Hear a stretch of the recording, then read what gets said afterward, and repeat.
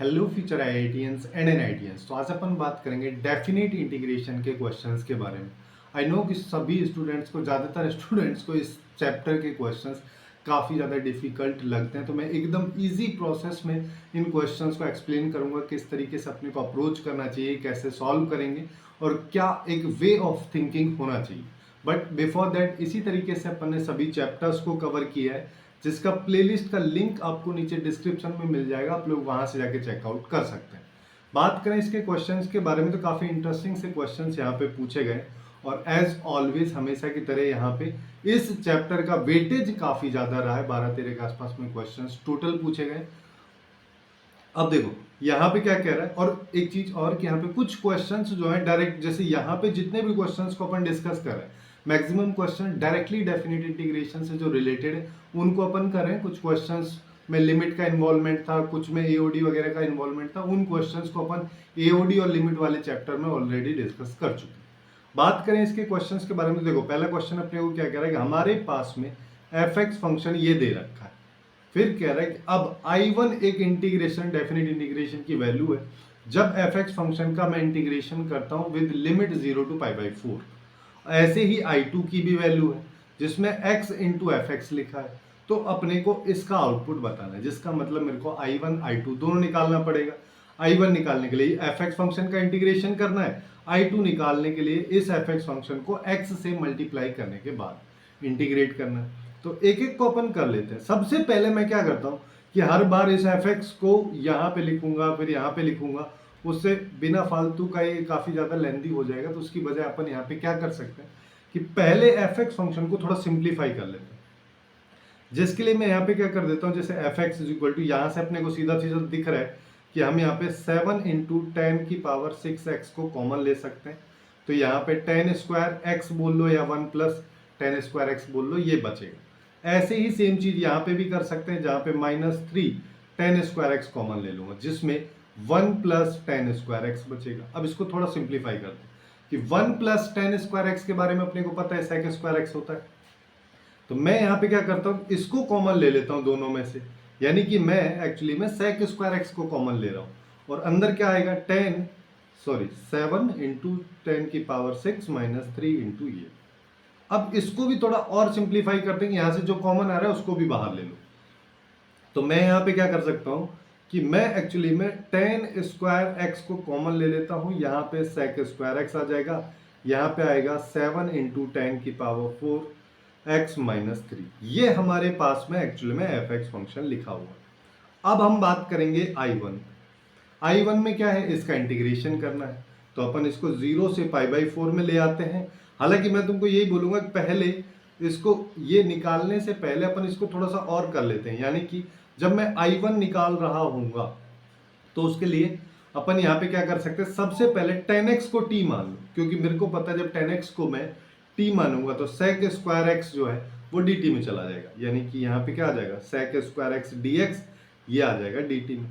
जब ऐसा कर रहे हो तो लिमिट को भी चेंज अपन कर देते हैं, क्योंकि लिमिट यहाँ पे 0 से π/4 है। तो x जब 0 है तो t की वैल्यू क्या आ जाएगी, तो t अपने पास में 0 आ जाएगा।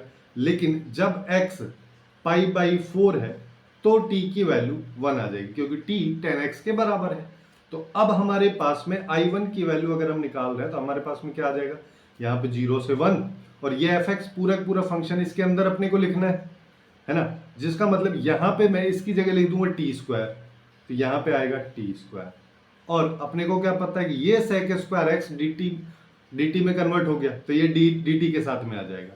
और ये जो लिखा है इसको भी लिख दो, इसको अपन क्या लिख सकते हैं, 7 इंटू t⁴ अपने पास में आ जाएगा -3, ये अपने पास में आएगा और इसके साथ में dt आ जाएगा। अब इसको अगर मान लो मैं खोलूंगा तो बहुत आसान हो गए, 7 into t⁶ minus 3t² dt। इसका तो अब कोई भी कर लेगा। तो अपन यहाँ पे क्या करते हैं कि अलग अलग, अगर मान लो मैं इसको करता हूं तो 7 अगर बाहर लिया तो t⁶ का इंटीग्रेशन करोगे तो t�7/7 आएगा, जिसमें 1/7 को मैं बाहर ले लेता हूं तो यहाँ पे आएगा t�7, जिसपे 0 से 1 अपन ने लिमिट लगा दी। फिर -3t को अगर मैं बाहर लूँ तो फिर आएगा t² का इंटीग्रेशन करेंगे तो t³/3 आएगा, जिसका 1/3 को मैंने बाहर ले लिया तो यहाँ पे t³ आ गया। ये भी 0 से 1 आ जाएगा। अब इसको देखो, ये कैंसिल हो गया, ये भी कैंसिल हो गया, तो यहाँ पे क्या आएगा 1 माइनस 1 की पावर कुछ भी कर लो, क्या फर्क पड़ना है, तो ये आएगा 1 माइनस 0 माइनस 1 माइनस 0। एक्चुअली में 1 माइनस 1 आएगा यानी कि 0। इतना लंबा कुछ झमेला कर दिया, फाइनल आउटपुट यहाँ पे इसका आ रहा है 0। अब ये अगर मेरे पास में 0 आ रहा तो ये खत्म हो गया, अपने को केवल इस पे काम करना है। अब इस पे काम करने का मतलब मेरे को I2 पे बात करनी है, I2 निकाल लेते हैं। I2 में कहानी क्या है कि x है मल्टीप्लाई में, अगर इसके साथ x मल्टीप्लाई में तो मैं यहाँ पे uv वाला मेथड अभी लगा देता हूँ, जिससे थोड़ा सा ये आसान बनेगा। कैसे बनेगा कि यहाँ पे 0 से π/4 आ जाएगा। देखो I2 को अगर अपन लिखेंगे uv मेथड की हेल्प से, सबसे पहले क्या करेंगे, इसको फर्स्ट फंक्शन मान लेता हूँ, fx को सेकंड फंक्शन मान लेता हूँ। तो x मैंने बाहर लिखा, फिर fx का मैं इंटीग्रेशन करूंगा और पूरे पे लिमिट लगेगी 0 से π/4, इस तरीके से करते हैं। फिर माइनस साइन आता है, फिर बड़ा सा इंटीग्रेशन 0 से π/4 लिमिट वाला, फिर उसके बाद में x का डिफरेंशिएशन करेंगे तो 1 आ जाएगा। उसके बाद fx का अपने को इंटीग्रेशन करना है। अब देखो यहाँ पे एक बार तो मैं लिख देता हूँ कि fx का इंटीग्रेशन और फिर बाकी पूरे का इंटीग्रेशन मेरे को करना है। अब एक चीज मेरे को बताओ कि यहाँ पे अगर अपन देखें तो ये fx का इंटीग्रेशन है, यानी कि ये तो यही वाली चीज तो है ना, यानी कि ये I1 है, जिसका मतलब इसकी वैल्यू तो अभी हमने 0 निकाली है। तो जब इसको इंटीग्रेट करके लिमिट वगैरह डालोगे तो ये तो पूरा 0 आ जाएगा। 0 के साथ में फिर x मल्टीप्लाई में रहे, कुछ भी मल्टीप्लाई में रहे, कोई फर्क पड़ने वाला नहीं है, पूरा पूरा 0 हो जाएगा। ये चीज आई होप सबको समझ में आ गई। अब हम यहाँ पे क्या करें, अब देखो, अब सिंस अपने पास में ये आ रहा है, इस पे आ जाते हैं, तो इसका इंटीग्रेशन की वैल्यू अभी हमने निकाली है, ये वाली है जिसको हमने ऊपर सिंप्लीफाई किया, जो कि अपने पास में t की पावर 7 माइनस t की पावर 3 आ रही है। अगर मैं t को वापस से रिप्लेस कर देता हूं, t क्या है जिसको हमने 10x माना है, तो ये एक्चुअली में अपने को क्या दे रहा है 10 की पावर 7x माइनस 10 की पावर 3x। ये इंटीग्रेट करने पे वैल्यू अपने को मिल रही है, जिसमें लिमिट जब मैं डाल देता तो वो 0 हो जाता है, इस वजह से ये 0 हो गया। और अगर अपन नॉर्मल बात करें इंटीग्रेशन की वैल्यू, तो इसकी वैल्यू ये आ जाएगी, यानी कि अब अपने पास में माइनस साइन के साथ में देखो, यहाँ पे तो 0 आ रहा है, यहाँ पे माइनस आएगा, यहाँ पे 0 से π/4 आएगा, क्योंकि अब हम t में नहीं लेके चल रहे। फिर यहाँ पे हमारे पास में 10 की पावर करोगे तो ये 7x आ जाएगा माइनस 10 की पावर 3x, ये मेरे पास में हो जाएगा, और यहाँ पे आएगा dx। ठीक है, अब इसको सिंप्लीफाई करना है। इसको सिंप्लीफाई करने के लिए इस माइनस को ना मैं अंदर ले जाता हूँ, जिससे बाद में कोई कैलकुलेशन मिस्टेक होने की पॉसिबिलिटी ना बचे।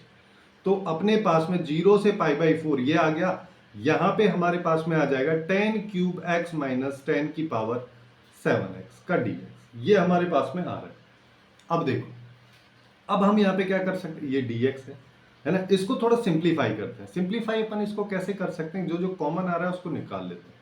यानी कि अगर मैं इसमें से 0 से π/4 इसको कर दूं, 10 क्यूब x अगर कॉमन ले लूं तो 1 माइनस 10 की पावर 4x बचेगा। अब इसको अपन ट्रीट करते हैं ऐसे कि ये एक्चुअली में लिखा है 1 माइनस 10 स्क्वायर x का स्क्वायर।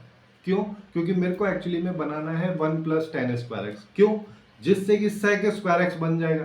जब sec स्क्वायर x बन जाएगा तो t मान के उसको dt में निपटा सकता हूं। तो उसके लिए अपन यहाँ पे क्या करेंगे, उसके लिए मैं एक्चुअली में यहाँ पे देखो, हाँ, तो अपने पास जो भी वैल्यू आ रही है, तो 0 से π/4 तो ये आ रहा है, यहाँ पे 10 क्यूब x हमारे पास में आ रहा है, और यहाँ पे इसको 1 माइनस 10 स्क्वायर x लिख दे रहा हूँ, और इसको 1 प्लस 10 स्क्वायर x dx। और मैं क्या करता हूँ कि ये जो 1 प्लस 10 स्क्वायर x dx है, इसको हटा के इसको डायरेक्टली sec स्क्वायर x लिख देता हूँ। अब अगर मैंने ये लिख दिया है, तो अब फिर वापस से वही सेम अप्रोच अपन लगा लेते हैं कि यहाँ पे मान लो 10x is equal to t है, तो sec square x dx dt में चला गया, जिससे अब हमारे पास में क्या बचेगा, I2 की वैल्यू अगर निकाल रहे हो तो 0 से 1 हो जाएगी लिमिट, जैसे पहले हुई थी। यहाँ पे आ जाएगा 10 क्यूब x, यहाँ पे आ जाएगा 1 माइनस टी स्क्वायर, और ये सब हो गया dt। तो एक्चुअली में अब इसको खोलोगे तो हमारे पास 0 से 1 में चल रहा है, और इसको मल्टीप्लाई कर दो, यानी कि ये आ जाएगा 10 क्यूब माइनस 10 की पावर 5 dt। इसका करोगे तो 10 की पावर 4/4 माइनस 10 की पावर 6/6, और 0 से 1 इसमें लिमिट लगा। तो जीरो वाले में केस में तो सब जीरो हो जाएगा, पहले वन वाले में बचेगा, यानी कि 1/4 माइनस 1/6 माइनस जीरो, इसको मैं हटा देता हूँ। ये अपने पास में आएगा, एलसीएम 24 ले लो, तो यहाँ पे 6 माइनस 4 यानी कि 2/24, जिसको 1/12 लिख सकता हूँ मैं। तो अपने पास 12i2 की वैल्यू आ जाएगी 1, और इसकी तो जीरो थी, इसकी 1 आ गई, तो यहाँ पे इस क्वेश्चन का जो अपने पास में करेक्ट आंसर आएगा वो 1 हो जाएगा। इस तरीके से इस क्वेश्चन को अपन काफी आसानी से अप्रोच कर सकते हैं, जो दिखने में काफी ज्यादा कॉम्प्लिकेटेड ट्रिग्नोमेट्रिक एक्सप्रेशन की वजह से लग रहा। अब आगे आते हैं नेक्स्ट क्वेश्चन की। अगर अपन बात करें तो ये थोड़ा सा अलग टाइप का क्वेश्चन है, यहाँ पे e की पावर में सब कुछ दे रखा है। तो इस क्वेश्चन को अगर मान लो अपन समझते हैं, तो यहाँ पे देखो 1/x इसने दे रखा है, ठीक है, अंदर ln x भी मेरे को दिख रहा है। तो इतना दिख के सबसे पहली चीज अपने दिमाग में क्या आनी चाहिए, ln x को मैं t मान लेता हूँ, जिससे थोड़ा सा सिंप्लीफाई ये हो जाएगा। तो अगर मैं यहाँ पे ln x को t मानता हूँ, तो मेरे को पता है कि 1/x dx जो है ये dt के बराबर हो जाएगा। अब जब इतना कर रहे हो तो लिमिट भी चेंज कर लेते हैं। जब x की वैल्यू e स्क्वायर के बराबर है तो t की वैल्यू ln e स्क्वायर 2 आगे आ जाएगा, ln e की वैल्यू 1, तो ये अपने पास में 2 आ जाएगा। ऐसे ही और आगे चलते हैं, और आगे की अगर अपन बात करेंगे तो देखो यहां पे अपने पास में क्या हो रहा है कि x टेंस टू e की पावर 4 ले लो, जिससे कि t की वैल्यू अब अपने पास में 4 आ जाए। अब देखो, अब हम यहां पे क्या करते हैं, ये अपने पास में वैल्यूज आ चुकी हैं, ठीक है, तो यहां पे इसकी लिमिट 2 से 4 कर दो। यहां पे बात करोगे तो e की पावर यहां पे आ जाएगा t स्क्वायर प्लस 1 की पावर माइनस 1।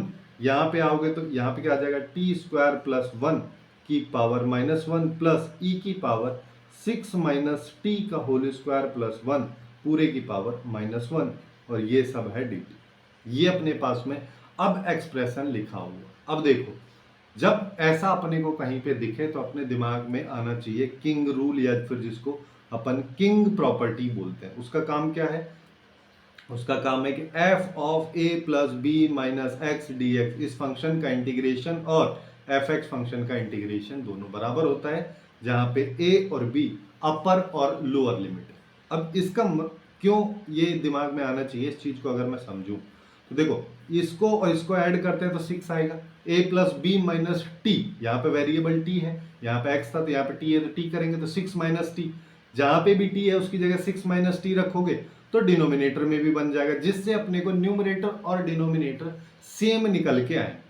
ठीक है, यहाँ पे ये जो पावर में -1 है, इसको सिंप्लीफाई करने मत लग जाना, अदरवाइज अननेसेसरीली क्वेश्चन लेंदी हो जाएगा, हो उससे भी जाएगा। अब हम यहाँ पे क्या करें कि हम यहाँ पे a plus B minus X कर रहे हैं, तो जिसमें ये 2 से 4 हो गया, e की पावर में ऊपर बात करोगे तो t की जगह अभी आ जाएगा 6 माइनस टी पूरे का होल स्क्वायर प्लस में 1 पूरे की पावर माइनस 1।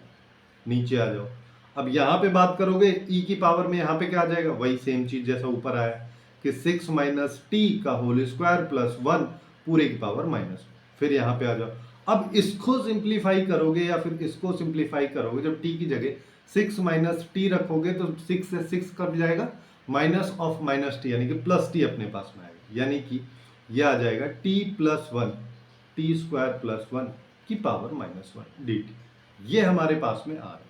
तो मैं यहां पे क्या करता हूं कि मैं इसको i बोल देता हूं और इसको भी हम i बोल देते हैं, दोनों को हम यहाँ पे ऐड कर देते हैं, तो लेफ्ट में आएगा 2i, राइट में बात करोगे सिंस दोनों का डिनोमिनेटर सेम है, यानी कि टी स्क्वायर प्लस 1 की पावर माइनस 1 प्लस ई की पावर यहाँ पे आ जाएगा टी 6 माइनस टी का होल स्क्वायर प्लस 1 की पावर माइनस 1।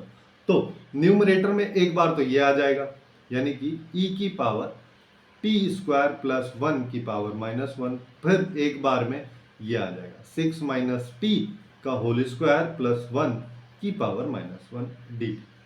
आई होप ये दोनों चीजें सेम है, जैसा न्यूमरेटर में लिखा है वही सेम चीज डिनोमिनेटर में भी लिखा है, कट जाएगा, यानी कि यहाँ पे आएगा 1। तो मेरे पास में आया 2i is equal to 1 dx, और लिमिट भी यहाँ पे 2 से 4 है। तो अब हमारे पास में क्या आ रहा है कि 2i इज इक्वल टू 1 का इंटीग्रेशन x हो गया, लिमिट 2 से 4 लगा दो, 4 माइनस 2 कर दो, 2 आ। तो 2i की वैल्यू अगर 2 है तो i की वैल्यू क्या आ जाएगी, 1, और यही हो जाएगा इस क्वेश्चन का आंसर। ठीक है, काफ़ी अजीब टाइप का क्वेश्चन था, लेकिन इतना ज़्यादा कॉम्प्लिकेटेड नहीं। नेक्स्ट क्वेश्चन में आते हैं। अच्छा, एक चीज और मैं फिर से बता देता हूं कि किंग रूल वाली जो प्रॉपर्टी है वो डेफिनेट इंटीग्रेशन में रामबाण की तरह काम करती है। किसी भी क्वेश्चन में जाकर चेप दो।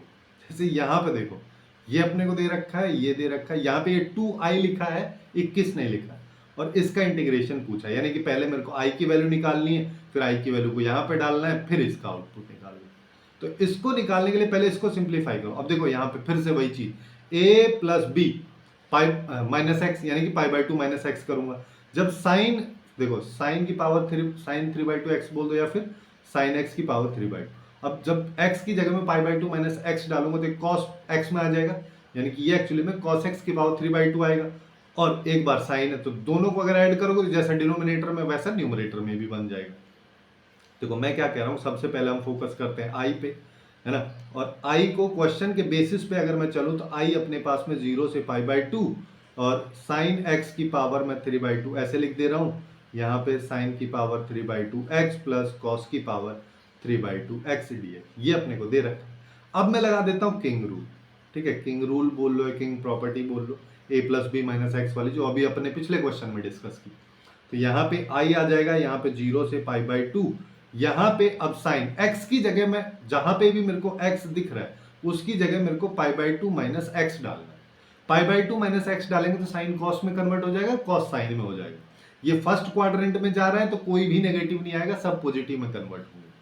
तो ऊपर वाले की बात करोगे तो ये कॉस एक्स आ जाएगा जिसकी पावर 3/2 आ जाएगा। नीचे की बात करोगे तो ये कॉस 3 पावर 3/2 ये आ जाएगा, ये साइन में कन्वर्ट हो जाएगा। अब ऊपर वाला और ये दोनों सेम है, दोनों का डिनोमिनेटर सेम है, दोनों को ऐड कर दो। ऐड किया तो यहाँ पे आया 2i, यहाँ पे आया 0 से पाई बाई टू।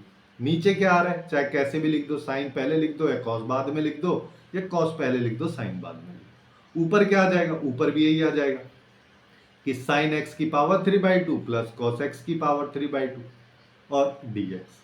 अब क्या करें, ये दोनों तो कैंसिल हो गए, कैंसिल हो गए तो यहाँ पे बचा 1 का dx, 0 से पाई बाई टू, यहाँ पे x आया, x पे लिमिट 0 से पाई बाई टू लगाया, आउटपुट पाई बाई टू। तो 2i की वैल्यू मेरे पास में पाई बाई टू निकल के आ रही। अब यहाँ पे पाई बाई टू अपने को डाल देना। तो यहाँ पे अगर मैं पाई बाई टू डालता हूँ, अब इसको अपन i2 बोल दे रहे हैं कि i2 मेरे पास में क्या है, 0 से पाई बाई टू लिमिट में x into sine x cos x by अपने पास में यहाँ पे आ जाएगा, इसको साइन की पावर 4x प्लस कॉस की पावर 4x dx, ये मैंने लिख दिया। अब देखो मैं इसमें क्या कर सकता हूं कि मैं फिर से किंग रूल लगा देता हूं, है ना। फिर से अगर मान लो मैं यहाँ पे किंग रूल लगाता हूं तो क्या होगा, फिर से वही होगा कि जहां पे भी x लिखा उसकी जगह पाई बाई टू माइनस एक्स मेरे को डालना है। तो मेरे पास में यहाँ पे क्या आ जाएगा, i2 इक्वल टू 0 से पाई बाई टू, यहाँ पे आ जाएगा पाई बाई टू माइनस एक्स, और साइन एक्स जो लिखा था ये वाला साइन एक्स, ये एक्चुअली में cos x में कन्वर्ट हो जाएगा, cos x जो लिखा है वो sin x में आ जाएगा। डिनोमिनेटर की बात करोगे तो ये cos की पावर 4x प्लस sin की पावर 4x dx, ये अपने पास में आ गया। अब हम क्या करते हैं, ये वाली i2 की वैल्यू और ये वाली i2 की वैल्यू दोनों को ऐड कर दो, तो ट्वाइस ऑफ i2, ये 0 से पाई बाई टू। अब देखो यहाँ पे क्या आ रहा है, यहाँ पे सबसे पहले लिखा है x sin x ये वाला, फिर इस ब्रैकेट को खोल, ये तो पिछले वाले का था इसका। अब इसका लिखने के लिए इस ब्रैकेट को खोल देते हैं, मल्टीप्लाई कर देते हैं। तो यहाँ पे क्या आएगा, पाई by to sine x cos x minus x sine x cos x. Denominator में बात करोगे तो डिनोमिनेटर में सेम है तो कोई दिक्कत ही नहीं, अपने पास ये आ गया, यहाँ पे आ गया dx। अब देखो ये वैल्यू दोनों सेम है, कैंसिल कर देंगे, कोई दिक्कत नहीं है। तो अभी हमारे पास में क्या आ रहा है, 2i2, यहाँ पे 0 से पाई बाई टू, और इस पाई बाई टू को मैं बाहर ले लेता हूं, अंदर बचेगा साइन एक्स कॉस एक्स, और यहाँ पे साइन की पावर 4x प्लस कॉस की पावर 4। अब देखो, अब इसको सॉल्व करने के कई सारे तरीके हो सकते हैं। कुछ लोगों को यहाँ पे इसकी प्रॉपर्टी भी याद आ रही होगी, a sine X plus B cos X वाली, है ना। कुछ लोग इसको साइन 2x में कन्वर्ट करने की कोशिश करेंगे, कुछ लोग यहाँ पे इसको sine square x plus cos square x का होल स्क्वायर बनाने की कोशिश करेंगे। बट मैं यहाँ पे बोल रहा हूँ उस सबसे आसान पड़ेगा कि अपन यहाँ पे इसको tan में कन्वर्ट कर ले। tan में कन्वर्ट करने के लिए मैं यहाँ पे क्या करता हूँ कि ना मेरे को 10 में अगर मैं कन्वर्ट करूँ तो मेरे को सेक स्क्वायर एक्स साथ में चाहिए। सेक स्क्वायर एक्स अगर मान लो मेरे को साथ में चाहिए तो मैं यहाँ पे कॉस की पावर 4x से न्यूमरेटर को डिवाइड कर देता हूँ और कॉस की पावर 4x से जो पूरा पूरा डिनोमिनेटर है उसको डिवाइड कर देता हूँ। जब हम ऐसा कर रहे हैं तो देखो उससे क्या होगा कि यहाँ पे ट्वाइस i2 ये आ जाएगा, इस 2 को भी ना हटा देते हैं जिससे कैलकुलेशन मिस्टेक की पॉसिबिलिटी और कम हो जाएगी 0 से पाई बाई, क्योंकि इधर पाई बाई 4 आ जाएगा, ये 0 से पाई बाई 2 मेरे पास में हो जाएगा। अब यहाँ पे देखो, यहाँ पे अगर देखोगे तो हमारे पास में यहाँ पे बचेगा क्या, अपॉन में कॉस क्यूब है, ये एक्चुअली में बचेगा ऐसा sine x into divide by cos cube x. अब इस कॉस क्यूब एक्स को ना मैं ऐसे लिख देता हूँ cos X into sec square, या फिर ऐसे कर लो 1 अपॉन कॉस स्क्वायर एक्स, जिसको अपन लिख दे रहे हैं सेक स्क्वायर एक्स। तो यानी कि ये क्या लिखा है 10x into sec square x. तो मैं यहां पे इसको लिख दे रहा हूं कि ये 10x into sec square x लिखा है, इसके साथ dx भी लिख दो। नीचे की बात करोगे तो ये आ जाएगा 1 प्लस 10 स्क्वायर एक्स का होल स्क्वायर, ये अपने पास में आएगा। तो हम यहाँ पे क्या करते हैं कि अपने को पता है कि 1 अपॉन 1 प्लस एक्स स्क्वायर या 1 अपॉन 1 प्लस टी स्क्वायर का इंटीग्रेशन क्या होता है, ये हमको पता है। तो उसके लिए हम यहाँ पे क्या करते हैं कि मैं एक्चुअली में यहाँ पे जो ये 10 स्क्वायर एक्स है ना, इसको मानता हूँ टी, जिससे क्या होगा 2 10x, फिर आएगा सेक स्क्वायर एक्स, फिर dx, ये सब जाएगा dt में। अच्छा, इससे फायदा क्या हो रहा है, इससे फायदा ये हो रहा है कि जो भी न्यूमरेटर में लिखा है सारा का सारा चला गया dt में, है ना। तो अब हमारे पास में क्या आएगा, इसको सिंप्लीफाई अगर मैं करूं तो देखो यहाँ पे 1 ये 2 जो है उधर जाएगा, तो ये 1/2 आएगा। चलो इसको इधर कर लेता हूँ कि π/4 तो आएगा, उसके साथ साथ 1/2 भी बाहर आ जाएगा, 0 से π/2 आ जाएगा, और यहाँ पे ये है, ठीक है। और यहाँ पे बात करोगे तो ये पूरा पूरा dt में आ गया, ये 1 प्लस टी स्क्वायर हो गया। अच्छा, जब हम इतना कर रहे हैं तो लिमिट को भी बदल देते हैं। अगर मैं लिमिट को बदलूंगा तो मेरे पास में यहाँ पे क्या आ जाएगा कि जब x टेंस टू 0 है, इसको ना मैं यहाँ पे लिख दे रहा हूँ कि जब मेरे पास x टेंस टू 0 है तो उस सिचुएशन में t भी 0 की तरफ जा रहा है। जब x π/2 है तो t मेरा इन्फिनिटी की तरफ, 10π/2 तो इन्फिनिटी की तरफ जा रहा है। अब देखो, तो हमारे पास i2 की वैल्यू ही निकल के आ रही है अभी, है ना। i2 की वैल्यू पहले आ गया π/8, अंदर की बात अभी अपन करेंगे तो यहाँ पे इसका इंटीग्रेशन हो जाएगा tan inverse x, tan inverse t, है ना, और लिमिट लगा दो 0 से इन्फिनिटी, तो यहाँ पे आया π/8, यहाँ पे आ जाएगा tan inverse infinity minus tan inverse 0, ये तो 0 होता है, इन्फिनिटी की बात करोगे π/2 हो जाएगा, π/8 इंटू π/2। तो हमारे पास एक्चुअली में ये आ रहा है π²/16, और ये इस क्वेश्चन का करेक्ट आंसर हमारे पास में हो जाएगा, जो कि बी ऑप्शन में अपने को दे देगा। काफी आसानी से क्वेश्चन सॉल्व हो गया, कुछ खास इसमें लगा नहीं, लेकिन लेंथी काफी ज्यादा, क्योंकि यहाँ पे देखो इस तरीके के क्वेश्चन फॉर्मुलेट के अननेसेसरीली यहाँ पे क्वेश्चन को बढ़ाया गया, पहले इसको इंटीग्रेट करो फिर उसके बाद में इसको इंटीग्रेट करो, तब जाके अपने को ये वाली वैल्यू बताएंगे।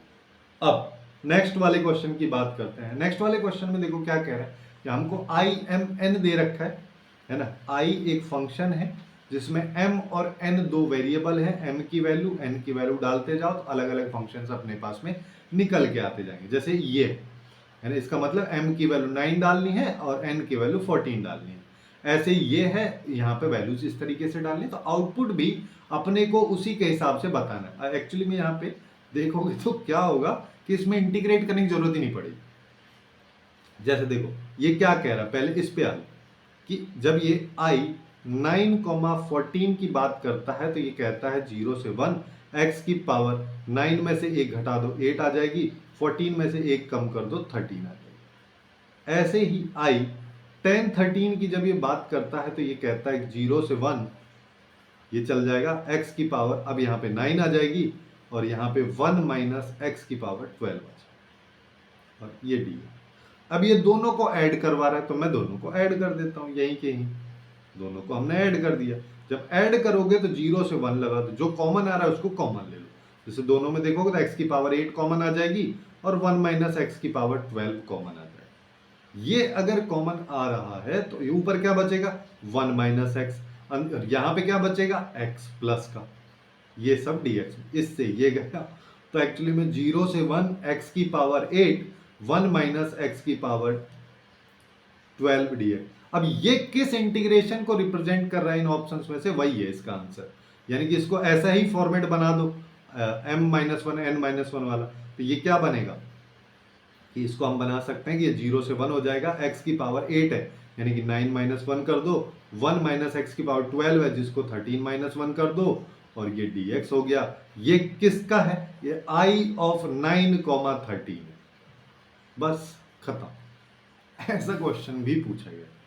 ठीक, अब नेक्स्ट क्वेश्चन पे आते हैं। नेक्स्ट क्वेश्चन हालांकि डिफरेंशिएशन डिफरेंशिएबिलिटी उन सबसे रिलेटेड वाला है ना, क्योंकि यहाँ पे एफ एक्स फंक्शन अपने को अल्टीमेटली फाइंड आउट करना है, बट सिर्फ इसमें इंटीग्रेशन का इन्वॉल्वमेंट था तो मैं डायरेक्टली इसको यहीं पे कर दे रहा हूँ, क्योंकि इस बार लास्ट ईयर तो अपन ने डिफरेंशिएशन वाले क्वेश्चंस को सेपरेटली डिस्कस किया था, बट इस बार सारे चैप्टर्स साथ मिक्स करके कर दे रहे हैं। तो बाकी जो अब क्वेश्चंस बचे हैं उनको अपन डेफिनेट इंटीग्रेशन में कर रहे हैं। जैसे मेरे पास में y equal to F X करके कोई भी एक फंक्शन बोला है, ये अपने को दे रखा है, ये दे रखा है, ये निकालना है। एफ एक्स फंक्शन मेरे को निकालना है। जब भी एफ एक्स फंक्शन मेरे को निकालने की बात की जा रही है तो मेरे को ये दे रखा है, तो इसको देख के अपने दिमाग में क्या आना चाहिए, Newton Lebanese theorem. Newton Lebanese theorem क्या कहते हैं, डिफरेंशिएशन के बारे में बात करती है कि जब डेफिनेट इंटीग्रेशन दे रखा हो तो कैसे करते हैं। तो कैसे करते हैं, सबसे पहले जो भी फंक्शन लिखा है, जो भी फंक्शन हमारे पास में इंटीग्रेशन के अंदर लिखा है उसमें अपर लिमिट को डालेंगे, तो x इंटू एफ। उसके बाद अपर लिमिट का अपन यहां पे डिफरेंशिएशन करेंगे, x का x के रेस्पेक्ट में 1 आ जाए। फिर उसके बाद लोअर लिमिट को डालेंगे और उसका डिफरेंशिएशन, ये तो अल्टीमेटली 0 ही आएगा। और इधर आ जाएगा ये, इसका भी डिफरेंशिएशन करना पड़ेगा क्योंकि पूरी पूरी इक्वेशन का डिफरेंशिएशन कर रहे हैं। तो एक्स स्क्वायर का किया तो 2x, तो एफ एक्स साथ में आ गया। फिर एक्स स्क्वायर को छोड़ दिया तो एफ डैश एक्स। अब जब भी एफ डैश एक्स का कर रहे हो, अगर इसके अंदर x लिखा है तब तो ठीक है, लेकिन अगर इसके अंदर 2x लिखा होता तो यहाँ पे 2 भी मल्टीप्लाई में आता। सिंस यहाँ पे कुछ नहीं लिखा है तो 1 लिखो, क्योंकि ये एक हैबिट अगर बना लोगे तो कभी इस तरीके की मिस्टेक होंगी। अब हम यहाँ पे आते हैं, ये तो खत्म हो गया। तो ये आया x F x is equal to twice X. यहां से x कॉमन ले लो, x अगर मैं कॉमन लिया तो 2 of F X plus X into F dash x, ये मेरे पास में आ रहा है। सिंस हमको क्या कह रहा है क्वेश्चन में कि x एक पॉजिटिव वैल्यू है, जिसका मतलब 0 तो है नहीं। जब 0 नहीं है तो x से x को डिवाइड भी कर सकते हैं। तो हमारे पास क्या आ रहा है कि F x is equal to twice of F X plus X into F dash X. इसको इधर ले आओ, तो एफ एक्स में से 2 एफ एक्स जाएगा तो माइनस का एफ एक्स आएगा, और ये आ जाएगा x into F dash x के बराबर। अब बहुत सारे लोगों को दिख रहा होगा कि अब होने क्या वाला है, तो यहाँ पे इसको -1 बाई एक्स लिख देता हूँ, इसको F dash x by F x लिख देता हूँ। अगर ऐसा अपन ने लिख दिया है तो अब कर दो दोनों साइड इंटीग्रेशन। जब हम दोनों साइड इंटीग्रेशन करेंगे तो इसका क्या आ जाएगा, 1/x का इंटीग्रेशन अपने को पता है ln x होता है। x पॉजिटिव है तो मैं यहाँ पे मॉड भी नहीं लगा रहा हूँ। दूसरे वाले को मैं कांस्टेंट जो वैल्यू है उसको c ले लेता हूँ, ln c भी ले सकते हो, कुछ भी ले सकते हो अपने ऊपर, ठीक है, ये आ जाएगा। और यहाँ पे इसकी बात करोगे तो ये अपने पास में ln ऑफ एफ एक्स आ जाएगा। यहाँ पे चाहो तो मॉड अपन लगा सकते हैं। ये हमारे पास में पूरा पूरा फंक्शन आ रहा है। चाहो तो इसको सिंप्लीफाई कर लो कि ln of F x is equal to ln m minus ln n दे रखा है तो इसको ln m बाई n कर देते, जहां से हमारे पास f x is equal to c by x आ जाए। ये हमारे पास में फंक्शन आ रहा है, लेकिन ये आंसर थोड़ी ना होगा क्योंकि अब c की वैल्यू निकालनी है जिसके लिए ये अपने को दे रखा। तो f ऑफ 2 की वैल्यू की बात करोगे तो c बाई 2 आएगा, और विच इज इक्वल टू 3। तो c की वैल्यू हमारे पास 6 आ गई। तो एफ एक्स फंक्शन मेरे पास क्या आ गया, 6 बाई एक्स। अब कुछ भी निकाल लो, एफ ऑफ 6 निकालना है तो ये आ जाएगा 6 बाई 6 यानी कि 1। और यही इस क्वेश्चन का करेक्ट आंसर अपने पास में होगा। ठीक, ऐसे इस क्वेश्चन को काफी इजीली अपन अप्रोच कर सकते। अब नेक्स्ट वाले क्वेश्चन पे आ जाओ। ये वाला क्वेश्चन मेरे को लगता है काफी ज्यादा लेंथी जाए, है ना। मैं किया था इसको सॉल्व तो भी काफी ज्यादा लेंथी ये हो रहा था। तो यहाँ पे देखो, अपन यहाँ पे क्या करेंगे कि अपने पास में ये क्वेश्चन दे रखा है, ये सब लगा रखा है, ये इसके बराबर है, अल्फा बीटा की वैल्यू को सम का स्क्वायर अपने को बताना है। जिसको बताने के लिए अपन यहाँ पे क्या कर सकते हैं कि ना, सबसे पहले चलो वही कर लेते हैं जो हमेशा से करते आते हैं कि किंग रूल लगाते हैं, देखते हैं उससे कुछ सिंप्लीफाई होगा कि नहीं। तो अब यहाँ पे क्या आ जाएगा, जैसे देखो इसको मैं आई ऑलरेडी बोल दे रहा हूं, तो अब आई के बराबर मेरे पास में क्या आएगा कि ये -π/2, ये +π/2। यहाँ पे बात करोगे तो यहाँ पे a यानी कि π/2 -π/2 है, प्लस b हो गया -x, इससे ये खत्म, तो ये -x, जिसका मतलब x की जगह मैं केवल -x डालूंगा, बस इतना काम अपने को करना है। तो यहाँ पे क्या आएगा 96, तो 96 है, x की जगह -x, उसका होल स्क्वायर करोगे तो x स्क्वायर ही आना है। cos के अंदर -x डालने से कोई फर्क पड़ता ही नहीं यार, तो यहाँ पे आएगा e की पावर -x, यहाँ पे फर्क पड़ेगा, है ना। इसको भी चाहो ना तो यहीं पे एक बार सिंप्लीफाई कर दो कि इसको हम क्या लिख सकते हैं 1/e की पावर x। इसका भी एलसीएम लेके अपन क्या कर सकते हैं, ये एक्चुअली में आ जाएगा e की पावर x प्लस 1/e की पावर x, जिसका मतलब ये क्या आ जाएगा, ये चला जाएगा ऊपर, ठीक है। अब हम कर देते हैं दोनों को ऐड। जब मैंने दोनों को ऐड किया तो मेरे पास क्या है, ये -π/2 आ रहा है, ये +π/2 आ रहा है, 96 आ रहा है, x स्क्वायर आ रहा है, cos स्क्वायर x आ रहा है, ऊपर में 1 है पहले वाले में, दूसरे वाले में e की पावर x। जो कॉमन लेना था वो कॉमन ले लिया, जो बच गया वो बच गया, यहाँ पे ये आ गया। अब अरे dx का भी डिनोमिनेटर में होगा नहीं, यहाँ पे इससे ये खत्म हो जाएगा। तो एक्चुअली में हमारे पास में क्या आ रहा है कि -π/2 से +π/2, 96 x square cos square x। अगर इस तरीके का अपने पास में जब भी फंक्शन आता है, तो यहाँ पे अपन पढ़े कि यहाँ पे यूवी मेथड लगाना रहता है, by part integration by part जिसको अपन बोलते हैं, उसको लगाएंगे तो उसके लिए ये पावर है, तो फिर दूसरी बार आएगा, फिर उसमें लगाना है, फिर तीसरी बार आएगा, ऐसा सिनेरियो होगा। तो उसके लिए अपन इसको थोड़ा सिंप्लीफाई कर लो, यानी कि मैं बोल रहा हूँ कि इसको 1 + cos 2x, पावर घटाने से अपने को मतलब रहता है, तो ये कर देते हैं। अब देखो ये 2i के बराबर, ठीक है, तो हमारे पास में i के बराबर क्या आ जाएगा 96/2, ठीक है, 96/2 ये आ जाएगा, और ये वाला जो /2 है इसको भी बाहर ले आओ, और ये 1/2, ठीक है। और अपने पास में अब इंटीग्रेशन के अंदर यहाँ पे आएगा -π/2, ऊपर आएगा +π/2, यहाँ पे बात करोगे तो x square into 1 + cos 2x dx, ये मेरे पास में आ रहा है। अब इसको अगर देखोगे तो ये कैंसिल हो गए, 24 देगा। तो इसको अपन ना अलग अलग तोड़ देते हैं, यानी कि 24 -π/2 से +π/2 x स्क्वायर का इंटीग्रेशन, फिर 24 -π/2 से +π/2 x square into cos 2x का इंटीग्रेशन, ये अपने पास। अब हम पहले इसको सिंप्लीफाई करते हैं, और इसको सिंप्लीफाई करने के लिए मैं इस वाले कलर का यूज कर ले रहा हूं, जिससे कि अलग से ये दिखे, समझ में आए कि जब भी हम वैल्यू निकाल रहे हैं, अब इसकी केवल वैल्यू पे हम फोकस कर रहे हैं, ठीक है। इसकी वैल्यू निकालने के लिए अपन यहाँ पे यूवी मेथड लगा देते हैं, जिसमें क्या होगा कि सबसे पहले फर्स्ट फंक्शन इसको मैं बोल देता हूँ, सेकंड इसको मैं बोल देता हूँ। तो यहाँ पे x स्क्वायर को बाहर लिया, cos 2x का इंटीग्रेशन अपने को करना है, तो किसके डिफरेंशिएशन से cos 2x आता है, ऐसे भी समझ लो sin 2x, और sin 2x का जब डिफरेंशिएशन करोगे तो 2 × cos 2x आएगा, तो 2 से डिवाइड कर दो, तो ये कहानी खत्म। यहाँ पे आएगा -π/2 से +π/2, फिर इसके बाद माइनस आता है, फिर यहाँ पे -π/2 आएगा, यहाँ पे +π/2 आएगा। अब x स्क्वायर का डिफरेंशिएशन करेंगे तो 2x आ जाएगा, और cos 2x का करोगे तो यहाँ पे आ जाएगा, इंटीग्रेशन करते हैं बेसिकली उसका, तो ये आ जाएगा, और फिर पूरे का इंटीग्रेशन करना। अब देखो इससे ये गया, है ना।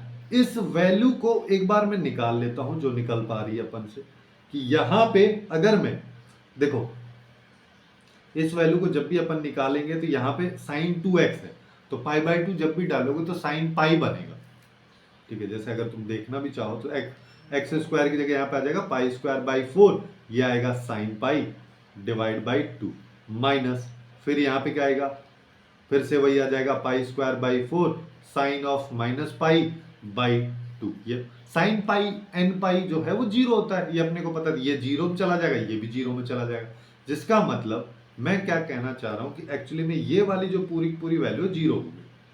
अब अपने पास में केवल इतना पोर्शन बच रहा है, क्या बच रहा है कि मेरे पास में बच रहा है minus of pi by two से plus pi by two x into sine 2x dx, ये हमारे पास। इसको भी थोड़ा सिंप्लीफाई कर लेते हैं, इसमें फिर से यूवी मेथड लगा देते हैं। फिर से यूवी मेथड अगर मान लो मैं लगाता हूं तो बाहर माइनस को रखते हैं, ये सबसे बाहर, ठीक है, माइनस हमारा जो है सबसे बाहर है। उसके बाद हम क्या करेंगे, x को आगे लिखेंगे, साइन 2x का इंटीग्रेशन करेंगे जो कि एक्चुअली में माइनस कॉस 2x हो जाएगा बाई 2, ये अपने पास में आएगा, जिसपे लिमिट ये वाली लगा दो।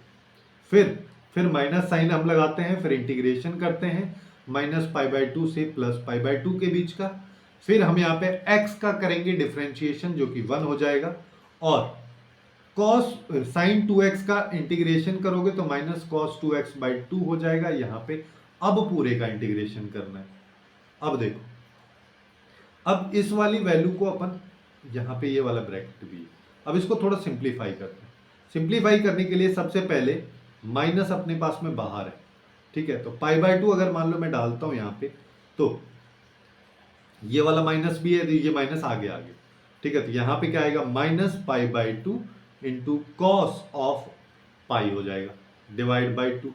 यहाँ पे माइनस आता है लेकिन यहाँ पे ऑलरेडी माइनस है तो प्लस में आ जाएगा, और जब ये प्लस में आएगा तो अब x की वैल्यू डालोगे तो x की वैल्यू तो माइनस पाई बाई टू है, और फिर यहां पे आओगे तो ये अपने पास में क्या आ जाएगा, इसकी बात करोगे तो ये हमारे पास में आ जाएगा,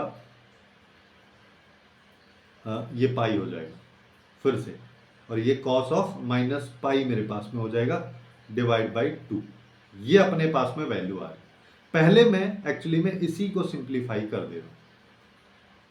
जब अपन इसको सिंप्लीफाई करेंगे तो देखो यहां पे क्या आ जाएगा, अच्छा एक्चुअली में इसी को पूरे को मत करो, है ना, देखो इस ब्रैकेट को वाइट से लगा देता हूं, बाहर वाला ब्रैकेट, ये पहले इस वाले पोर्शन का हो गया, उसके बाद में फिर यहाँ पे क्या आएगा, फिर इस वाले पोर्शन का जो इंटीग्रेशन अब थोड़ा सा कॉम्प्लिकेटेड होने वाला है, यहाँ पे ध्यान देना, है ना, फिर यहाँ पे ये प्लस आ जाएगा।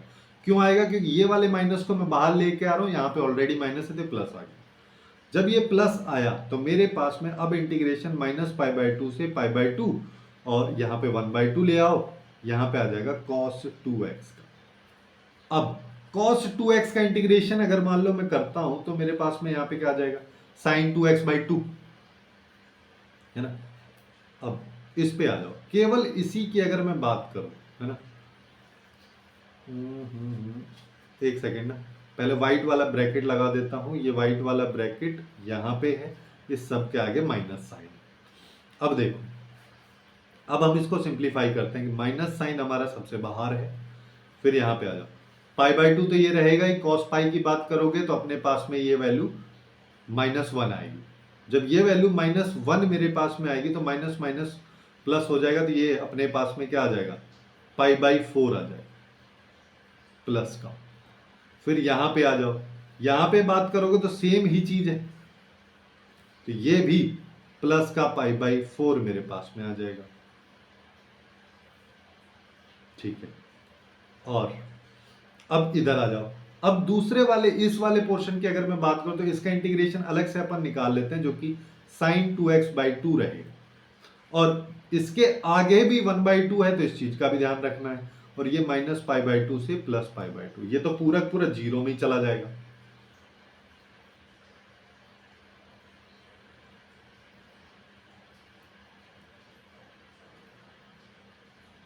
ठीक है, ये पूरा पूरा जीरो में अपने पास में चला जाएगा।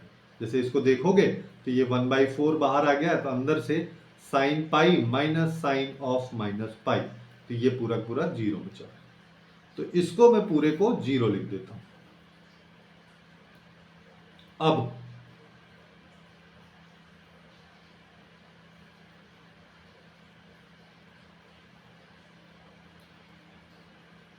अब देखो, अब अपन अगर अपन बात करें यहां पे कि इसका आउटपुट क्या आ रहा है ना, तो उसको समझने के लिए मैं एक्चुअली में क्या कर देता हूं, यहां पे कि हम यहाँ पे देखो कुछ चीज़ों को देखते हुए चलते हैं। सबसे पहले अब यहाँ पे थोड़ी सी कॉम्प्लिकेशन होने की पॉसिबिलिटीज काफ़ी हाई है। तो देखो सबसे पहले तो अपने पास में आ रहा है ये,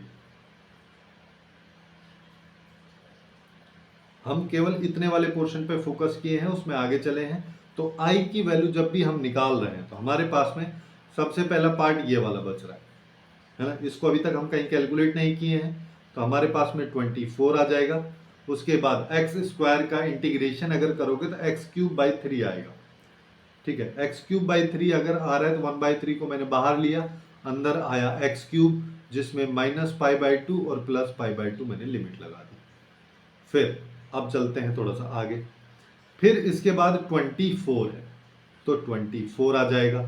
फिर उसके बाद में क्या आ रहा है, फिर इसका बाकी बचे हुए पोर्शन का अपन इंटीग्रेशन कर रहे हैं, जो एक्चुअली में हमारे पास में ये वाली वैल्यू आ रही है -sin2x -x/sin2x, क्योंकि ये वाला वैल्यू 0 हो गया। इसकी बात करोगे, अब ये वाला पोर्शन है -(x/sin2x) का, जिसमें ये अपने पास में आ जाएगा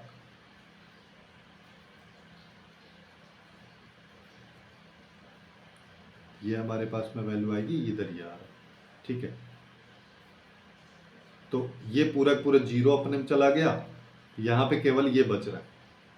ठीक है, जिसको अभी हमने कैलकुलेट भी यहाँ पे किया कि ये आ रहा है अपने पास में -π/2। तो यहाँ पे ये वाली वैल्यू की बात अगर अपन करेंगे तो हमारे पास में ये वैल्यू आ जाएगी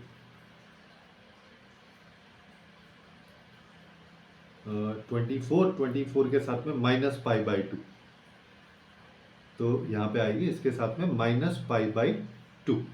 अब देखो यहां से ये 8 आ गया, तो 8 के साथ में क्या आ रहा है, अब इसको खोल लो, लिमिट लगा दो, तो π³/8 + π³/8। फिर यहां पे करोगे तो ये आ जाएगा 12 यानी कि -12π। यहां पे देखोगे तो 8 × 1/4, या फिर इसको ऐसे कर लो π³/4, तो ये 2 आ -12π, जो एक्चुअली में अपने को दे रहा है 2π³ -12π, ये आ रहा है। क्वेश्चन के अकॉर्डिंग इसको बना लो, यानी कि पाई को कॉमन ले लो, तो यहाँ पे 2π² -12 आ गया। अब इससे कंपेयर कर दो तो अल्फा की वैल्यू आ गई 2, बीटा की वैल्यू आ गई -12, तो अल्फा प्लस बीटा की बात करोगे तो -10, तो अल्फा प्लस बीटा का होल स्क्वायर आ जाएगा 100, जो कि अपने को ए ऑप्शन में दे रखा है। तो ए इस क्वेश्चन का करेक्ट आंसर हो जाएगा। काफी कॉम्प्लिकेटेड और अजीब सा क्वेश्चन है, ठीक है, लेकिन थोड़ा सा दिखने में डरावना टाइप का कि ये वाला पार्ट ये वाला पार्ट ये वाला पार्ट है, लेकिन इसको थोड़ा सेपरेटली अगर करोगे, पहले ये वाले पार्ट को कर लिया फिर इस वाले पार्ट को कर लिया, और उस वैल्यू को कुछ अलग से मान लोगे तो काफी आसानी से क्वेश्चन सॉल्व हो जाएगा। अब नेक्स्ट क्वेश्चन पे आते हैं। नेक्स्ट क्वेश्चन की अगर अपन बात करें तो देखो यहाँ पे क्या कह रहा है, फिर से ये डिफरेंशियबिलिटी और डिफरेंशिएशन से रिलेटेड क्वेश्चन अपने को दे रखा है कि यहाँ पे अपने पास में क्या है कि हमारे पास में एक f(x) फंक्शन है जो R2 R डिफाइंड, फिर ट्वाइस डिफरेंशियबल है और f(2) की वैल्यू ये है f(x), कैपिटल f(x) इसके बराबर है for every x which is real number. फिर अगर इस इंटीग्रेशन की वैल्यू ये है, इसकी वैल्यू ये है, तो ये बताना है। तो देखो अब ये क्वेश्चन बहुत ज़्यादा अजीब है कि इसमें फंक्शन निकालना है, ये करना है, वो करना है, कैसे किया जाए, कैसे होगा, कैसे नहीं होगा। तो इसके लिए हम यहाँ पे क्या करेंगे ना, सबसे आसान अप्रोच लेके चलेंगे, ये जो कहना चाह रहा है, यानी कि ये क्या कहना चाह रहा है उसी के बेसिस पे हम यहाँ पे बात करेंगे। अच्छा एक चीज और मैं यहाँ पे देख लेता हूँ कि सिंस अपने को यहाँ पे f(x) फंक्शन इसने दे रखा, कैपिटल f(x) फंक्शन जो है इसने x × f(x) दिया हुआ, तो मैं यहाँ पे इसी की हेल्प से निकालने की कोशिश कर लेता हूँ कि f(x) किसके बराबर होगा। एक बार x का किया तो f(x) बचा, फिर एक बार f(x) का करेंगे तो ये आ जाएगा, इसके साथ 1 भी आएगा, 1 है तो उसको लिखने की कोई जरूरत है। ऐसे ही अगर मान लो मेरे को f' की तो अभी जरूरत पड़ रही है ना, वैसे किसी और चीज की अपने को जरूरत पड़ नहीं रही है। ठीक है, तो हम यहाँ पे क्या करते हैं, जैसा जैसे ही कहता है कि सबसे पहले ये अपन से कह रहा है 0 से 2x × f'(x) dx, ये एक्चुअली में 6 के बराबर है। तो हम यहाँ पे क्या कर सकते हैं, हम यहाँ पे एक्चुअली में देखो यहाँ पे ना सबसे बेस्ट रहेगा कि अपन ने यूवी मेथड लगा देते हैं। यूवी मेथड लगाने का मतलब क्या होता है कि x को बाहर लिख दो, f डैश x का इंटीग्रेशन कर दो, तो इसका करेंगे तो ये fx में आ जाएगा, और इस पे लगा दो लिमिट 0 से 2, फिर माइनस साइन लगाओ, फिर x का डिफरेंशिएशन कर दो। x का डिफरेंशिएशन अगर मान लो मैंने किया तो 1 हो जाएगा, और f डैश x का इंटीग्रेशन कर दो, उसका इंटीग्रेशन किया तो fx हो जाएगा। एक डैश है ना जो डिफरेंशिएशन को रिप्रेजेंट कर रहा है, तो ये एक बार इंटीग्रेट करोगे तो डैश हट जाएगा, तो यहाँ पे आएगा fx और dx, ये 0 से 2, ये है 6 के बराबर। अब देखो, अब अपने को देखो ये वैल्यू पूछ रखा है इसमें, है ना, ये वैल्यू ऐसा बन भी रही है यहाँ पे, तो ये निकाल लेते हैं। ये कैसे निकालोगे कि इस वैल्यू को, इसको सिंप्लीफाई कर लो, सिंप्लीफाई किया तो twice into f of 2 minus 0 into f of 0 equal to, अपने पास में यहाँ पे माइनस, इस लिमिट को भी लिख दो कि जो अभी दे रखी है, पहले इसी को कर लेते हैं, ये सब बराबर 6 के। तो एफ ऑफ 2 की वैल्यू निकाल लो। एफ ऑफ 2 की वैल्यू किसके बराबर है? इसके बराबर है। यहाँ से इस रिलेशन से अगर मान लो मैं निकालना चाहूंगा इससे कि यहाँ पे एफ ऑफ 2 किसके बराबर, 2 इंटू एफ ऑफ 2, 2 इंटू 1 यानी कि 2 के बराबर है। तो अब यहां से हम क्या बोल सकते हैं कि 2 इंटू 2 माइनस 6 एक्चुअली में 0 से 2 और capital F x D x इसकी वैल्यू है। तो इसकी वैल्यू आ गई हमारे पास में -4। इतना पोर्शन हमारा हो गया। अब अगले वाले पोर्शन पे काम करते हैं। ये वाला तो हो गया, इस पे आ जाओ। इसकी अगर बात करोगे तो यहाँ पे भी वही सेम चीज अपने को करना है कि हम यहाँ पे क्या कर सकते हैं कि वही जो यूवी मेथड है उसी को दोबारा से लगा लो। कि यहाँ पे अगर लगाओगे तो एक्स स्क्वायर बाहर आएगा और यहाँ पे एफ डैश एक्स बचेगा, और इस पूरे पे लिमिट हम लगा देंगे 0 से 2, फिर माइनस साइन आता है, फिर यहाँ पे 2x आता है, फिर यहाँ पे F dash x D x, ये अपने पास में वैल्यू आएगी 0 से 2 के लिए। अब ये सब बराबर भी किसी चीज के हैं, वो 40 है। तो अब हम यहाँ पे क्या करें, यहाँ पे हम क्या हम एफ डैश 2 की वैल्यू निकाल सकते हैं?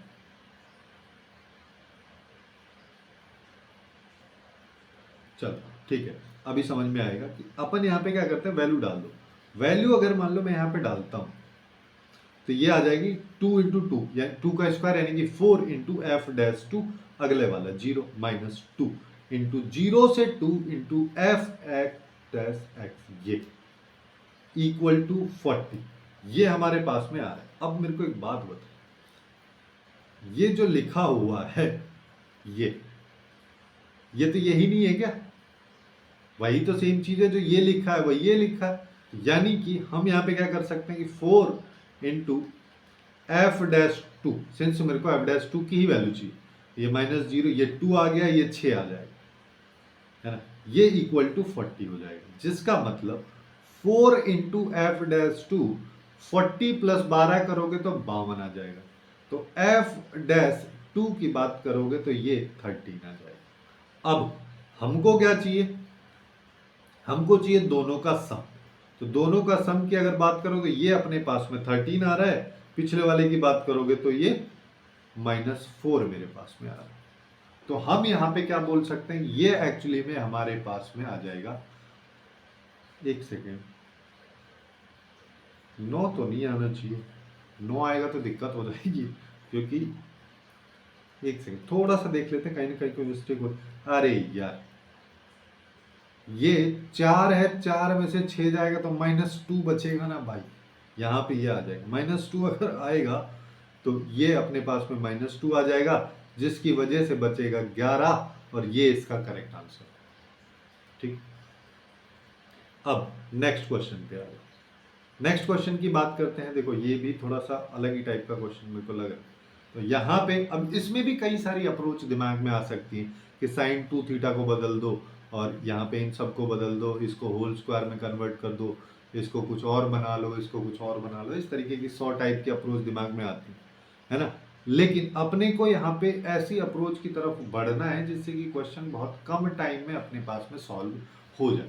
जिसके लिए मैं यहाँ पे क्या करता हूँ कि पहले इसको थोड़ा सिंप्लीफाई करता हूँ, ठीक है, क्योंकि ऐसा ही मैं क्यों सोच रहा हूँ, क्योंकि इसको देखो, अगर मेरे पास में ये लिखा है और अगर मेरे पास में डिनोमिनेटर में sine theta minus cos theta इस तरीके का कुछ बन जाए, जिसकी पॉसिबिलिटी है यहाँ पर, तो क्वेश्चन अपना काफी आसानी से सॉल्व हो जाएगा।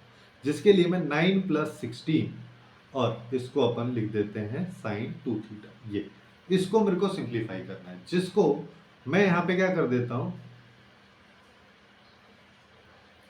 कि ना, अपन यहाँ पे +16 या फिर ऐसे करो कि 1 प्लस ये जो साइन 2 थीटा है इसको ऐसे लिख देते हैं, ठीक है।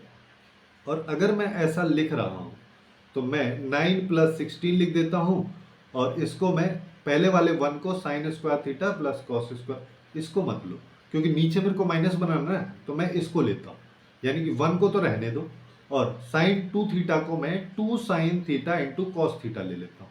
फिर इस -1 को मैं एक्चुअली में sine square theta plus cos square theta ये ब्रैकेट के अंदर डाल देते हैं, ऐसे लिख देते हैं।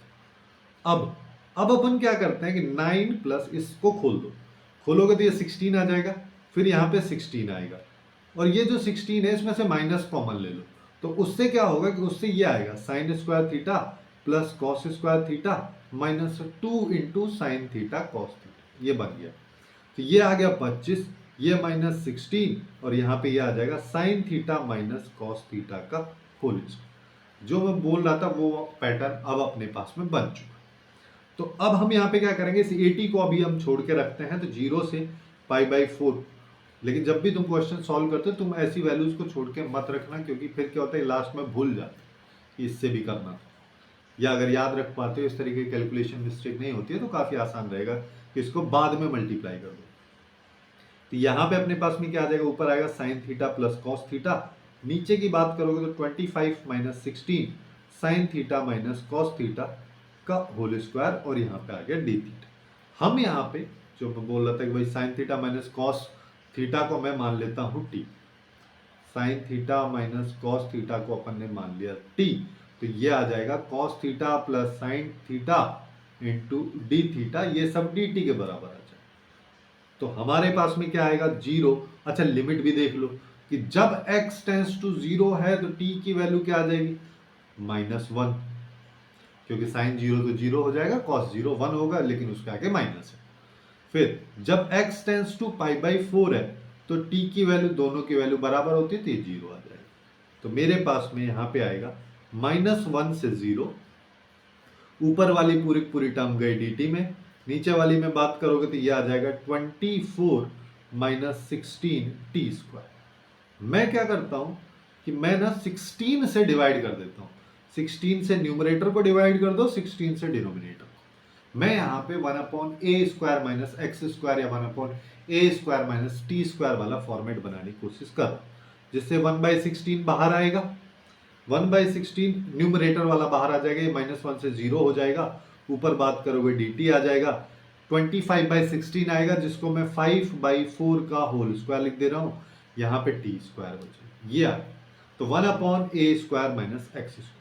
देखो 1/16 तो बाहर आ गया, इसका इंटीग्रेशन जब भी अपन करते हैं 1/2a आता है, 2 इंटू a आ जाएगा, फिर आता है ln, फिर उसके बाद a प्लस एक्स यानी कि 5/4 प्लस टी, फिर यहाँ पे आएगा 5/4 माइनस टी, और फिर -1 से 0, ये लिमिट लगा। अब देखो इससे इसको काट देते हैं तो अपने पास में कितना आ जाएगा 2/5 आ जाएगा, 2 से चलो हाँ ठीक है, तो 1/16 इंटू 2/5 ये मेरे पास में बाहर आ रहा है। चाहो तो इसको निपटा दो, ये आ जाएगा, चाहो तो इसको डायरेक्टली 1/40 में लिख देता हूँ, ठीक है। ये सबको समझ में आ गया कि ये था, इसको मैंने ऐसे किया, ये 8 आ गया, 1/40 आ गया, तो 1/40 को मैंने लिख दिया बाहर। अब लिमिट डालते हैं ln, t की जगह अगर मान लो मैंने 0 डाला तो ऊपर 5/4 नीचे π/4, फिर माइनस, फिर यहाँ पे आ जाओ, ऊपर की बात करोगे तो इसमें 1 सब्ट्रैक्ट कर दो, 5/4 में से 1 गया तो 5 - 4/4 यानी कि 1/4 आ जाएगा, नीचे की बात करोगे तो यहाँ पे 1 ऐड हो जाएगा, यानी कि ये 9/4 अपने पास में आ जाएगा। अब देखो ये तो 1 हो गया, ln 1 की वैल्यू 0 होती है, सबको पता। तो यहाँ पे 1/40 तो बाहर आ गया, है ना, ये आ गया 0। फिर यहाँ पे माइनस ले आओ, फिर यहाँ पे बात करो तो 1/4, ये 4/9, इससे ये गया। तो यहाँ पे अपने पास में 1/40, उसके बाद माइनस ln ऑफ 1/9, जिसको मैं 1/3 स्क्वायर लिख देता हूँ, जिसको मैं 3 की पावर -2 लिख देता हूँ। ये अपने पास में। तो अब इसको अगर मान लो मेरे को सिंप्लीफाई करना है तो 80 को भी अपन ले लेते हैं, 1/40 मेरे पास में आ गया। और यहाँ पे बात करोगे तो माइनस तो था ही पहले से, -1 उसको लिख दे रहा हूँ, -2 लॉग से आ जाएगा, ये अपने पास में है। अब देखो ये हो गया 2, ये +2 हो गया, 2 × 2 करोगे 4 आ गया, 4 ln 3 इस क्वेश्चन का करेक्ट आंसर होगा, जो कि सी ऑप्शन में अपने को दे रखा है, तो ये इसके लिए सही होगा। अब नेक्स्ट वाले क्वेश्चन की बात करते हैं। नेक्स्ट क्वेश्चन में देखो अपने को क्या कह रहा है, हमारे पास में फिर से f(x) एक फंक्शन दे रखा है, और ये भी ट्वाइस डिफरेंशिएबल फंक्शन है, जहां पे a की वैल्यू 0 नहीं है। अगर ऐसा है तो ये वैल्यू इसके बराबर है, f(x) ये है, ये है, ये बताना है। यानी कि f' अगर मान लो मेरे को पता चल जाए, या f(x) मेरे को पता चल जाए, तो मैं काफी आसानी से इस क्वेश्चन को सॉल्व कर पाऊँ। तो इसके लिए मैं यहाँ पे क्या करता हूँ, सबसे पहले इस क्वेश्चन को थोड़ा सा और देखो। इसके लिए हम यहाँ पे क्या देख पा रहे हैं कि ना, यहाँ पे डी लैम्बडा लिखा हुआ है। जब डी लैम्बडा अगर लिखा हुआ है तो इसका मतलब ये हो गया कि वेरिएबल यहाँ पे लैम्बडा है, ठीक है, कंफ्यूज नहीं होना है। और जो x है वो यहाँ पे कांस्टेंट की तरह बिहेव कर रहा है। मैं बात कर रहा हूँ जो फंक्शन इंटीग्रेशन के अंदर लिखा है उसके बारे में। तो मैं यहाँ पे x लैम्बडा x की बजाय उसको मैं x लैम्बडा बोलता हूँ, है ना, इसको मैं t बोल देता हूँ। जब ऐसा होगा तो x कांस्टेंट है, बाहर आ जाएगा, ये आएगा डी लैम्बडा। इसकी बात करोगे तो ये dt के बराबर है। अब जब हम ऐसा कर रहे हैं तो जब लैम्बडा 0 है तो t की वैल्यू कहाँ जाएगी, 0। जब लैम्बडा 1 है तो t की वैल्यू कहाँ जाएगी, 1 पे। सॉरी 1 पे क्यों जाएगी, 1 पे तो वो जा रही है, तो ये x पे जाएगी। तो एक्चुअली में क्या लिखा है, 0 से x f ऑफ t, और यहाँ पे 1/x बाहर आ जाएगा, ये dt में चला जाएगा, a f(x) ये हमारे पास में आ गया। अब हम यहाँ पे क्या कर सकते हैं कि हम यहाँ पे वही जो पहले हमने लगाया था न्यूटन लेबनिज थ्योरम, उसी को चिपकाते हैं। उसी को चिपकाओगे तो 1/x तो बाहर आएगा, ठीक है। उसके बाद अपन क्या करते हैं, सबसे पहले अपर लिमिट को डालेंगे तो f(x) आ गया, फिर अपर लिमिट का डिफरेंशिएशन किया, 1 आया, अगले वाली 0 आ जाएगी क्योंकि 0 लिखा है, ठीक है। फिर इसके बाद यहां पे बात करोगे तो ये आ जाएगा इंटू 1। अब हम यहां पे क्या कर सकते हैं,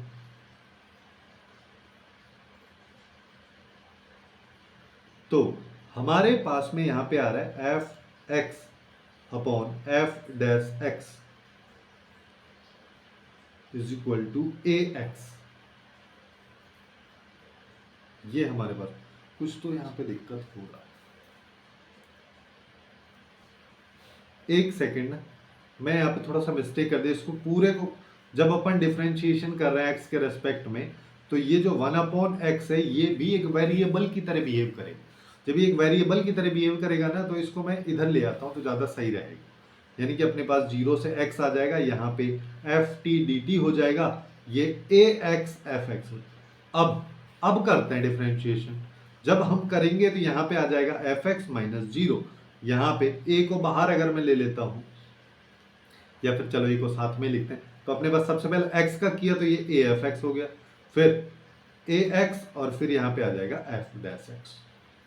तो अब हम यहाँ पे क्या कर सकते हैं, अब देखो f(x) वाली वैल्यूज को एक साथ में ले लेते हैं। तो f(x) जब मैं कॉमन ले लूंगा तो एक साइड 1 है, एक साइड a है, लेकिन लेफ्ट में आके नेगेटिव हो जाएगा, और यहाँ पे a into x into f'(x) ये हमारे पास में आए, जिसको हम ऐसे लिख सकते हैं कि ये बाई ax हो गया, और यहाँ पे f'(x) बाई f(x) ये। अब यहाँ पे a जो है वो एक कांस्टेंट, ये अपने को कंफर्मली पता, तो दोनों साइड dx के रेस्पेक्ट में इंटीग्रेशन कर देते हैं। तो मेरे पास में लेफ्ट में क्या आएगा, 1 - a बाई a, एक कांस्टेंट आएगा, 1/x का इंटीग्रेशन आ जाएगा, फिर यहाँ पे f'(x) बाई f(x) का, इसका ln f(x) देखो वही सेम चीज है, मैं पिछले क्वेश्चन में इसको बताया नहीं था, है ना। क्यों मैं ये चीज़ मान के चल रहा हूँ कि ये वाली चीज़ तुमको पता होगी, अगर नहीं भी पता है तो यहाँ पे ऐसा कर लो कि एफ एक्स को टी मान लो तो एफ डैश एक्स और डी एक्स ये सब डी टी में चला जाता है, तो ये 1/t dt हो जाता है, जिसका इंटीग्रेशन एल एन टी होता है। तो डायरेक्टली मैं वही चीज़ यहाँ पे लिख देता था।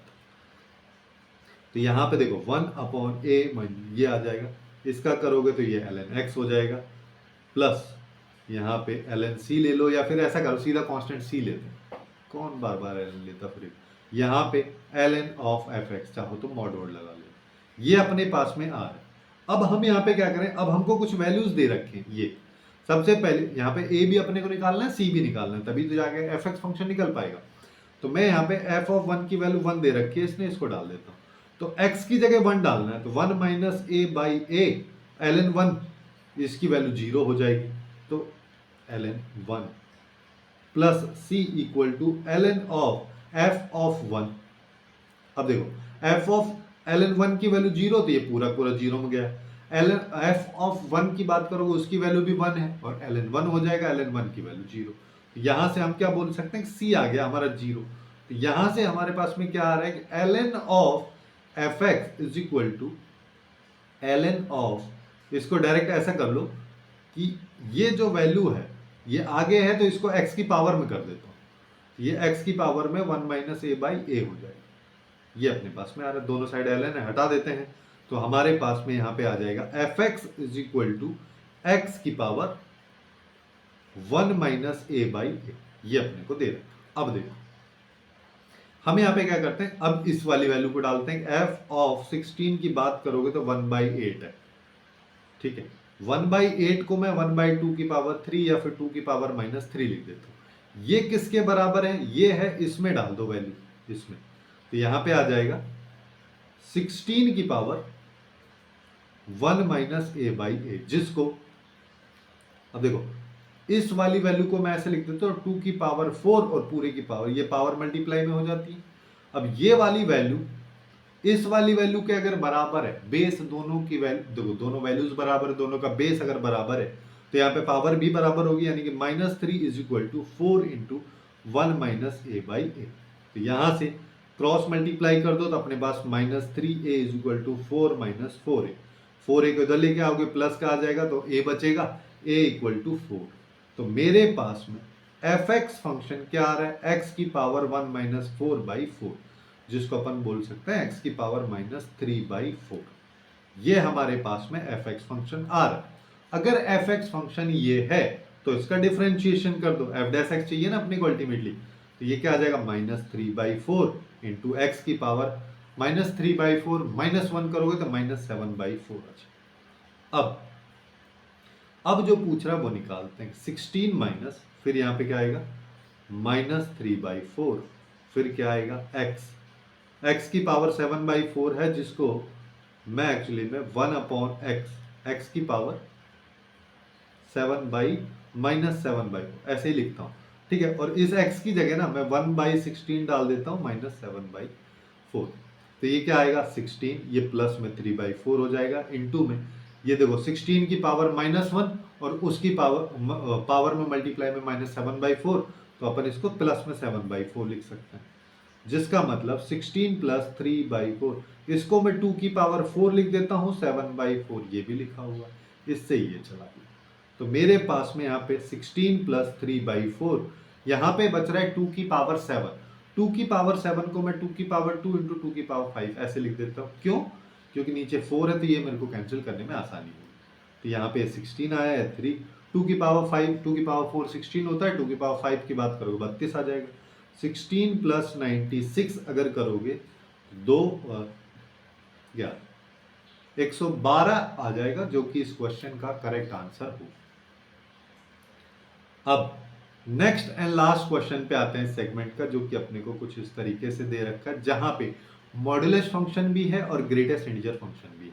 तो मैं ऐसा बोल देता हूँ, ये एक एफ एक्स फंक्शन है, जी एक्स फंक्शन है, दोनों को अलग अलग अपन इंटीग्रेट करेंगे। सबसे पहले मैं यहाँ पे बात करता हूँ फर्स्ट वाले पार्ट की।